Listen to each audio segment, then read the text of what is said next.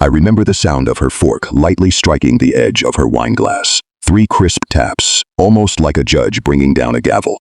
"If you want a seat at this table, you need to be our equal," her sister said, the corners of her mouth lifting as though she were granting me some great privilege. My wife laughed, not loudly, just enough. That was the exact moment something inside me died. I rose from my chair, slipped my wedding ring off my finger, placed it carefully on the folded cloth napkin like an old relic, and walked out the front door without saying a single word. None of them called after me. Not then. When I married my wife, all I had was a backpack and a business idea. She believed in me, or at least, that's the version of the story she always liked to tell. She rewrote my role in her life until I became nothing more than a supporting character who supposedly owed her a grand ending. Her family wore wealth the way some people wear expensive cologne, overpowering, suffocating, and designed to make everyone else uncomfortable.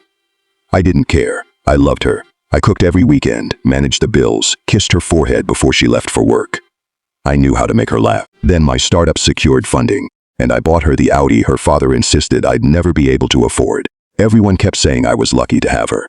The truth was, she was fortunate to have my loyalty. Until she lost it, it all began with the little things. Too many girls' nights where every phone mysteriously stayed on airplane mode. A lipstick on the bathroom counter that wasn't her color. The faint trace of another man's cologne lingering on her scarf. The way her eyes changed. She stopped looking at me and started staring straight through me. I never confronted her. I observed. Pain creates chaos. Revenge requires accuracy. I hired a private investigator, not only to watch her, but her sister as well. The way they whispered behind closed doors always felt wrong. The investigator delivered exactly what I needed. Her sister wasn't simply cruel, she was involved. Bank transfers, leaked business information. Together, they were quietly trying to destroy me while pretending nothing was happening. Years earlier, my wife had signed paperwork giving me certain rights, just in case. She laughed when I asked for them. Then she forgot all about them. I never did. I gathered every piece of evidence, bank statements, emails, even a video of my wife and her sister raising glasses together while celebrating the day they'd finally get rid of the charity case. They assumed I was too weak to notice. What they forgot is that quiet men aren't fools. We're patient. For the next 6 months, I built my wall of silence. I quietly transferred half of my money into an offshore account, purchased a second phone under another identity, slowly and carefully restructured company shares until I was no longer listed as the majority owner, while still maintaining complete control. She signed every document without reading them. She never even asked how work was anymore. And I stopped reminding her how beautiful she looked. By the 7th month, I simply handed her the rope. She cheated again. This time, I made certain every detail could be traced. I left on a Thursday. By Friday, every account she depended on had been frozen.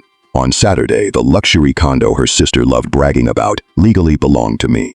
Then Sunday arrived.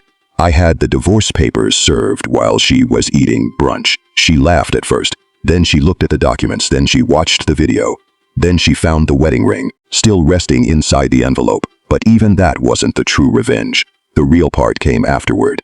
She rushed back to her father's estate, hoping he'd rescue her. I had already visited him. I placed every piece of evidence in front of him. After reviewing it all, he stood, shook my hand, and simply said, "Smart man." Then he cut her off completely. Her sister lost her job shortly afterward. Apparently, she'd been using the family company credit card to help finance my wife's secret weekend trips, an expensive mistake. A few days later, both of them appeared outside my apartment.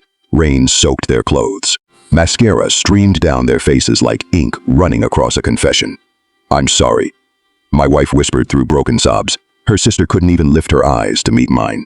I opened the door. I let them step inside. I welcomed them into the silence. For a brief moment, I allowed them to believe forgiveness was possible. "I never meant to," she began. I smiled, cold, slow. "You meant every single part of it," I said. "That's exactly why this is fair."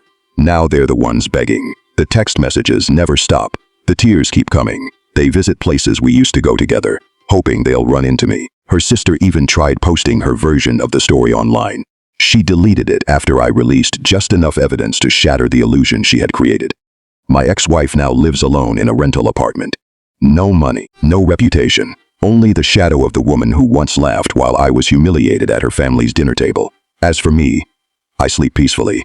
I sleep clean, because justice isn't built on rage. It's built on silence. It's built on timing. It's watching the people You trusted destroy themselves while you quietly rise from the ashes with clean hands. I loved her once. But loving someone doesn't mean remaining silent while they carve pieces out of your soul and serve them beside a glass of wine. They believed they had already won.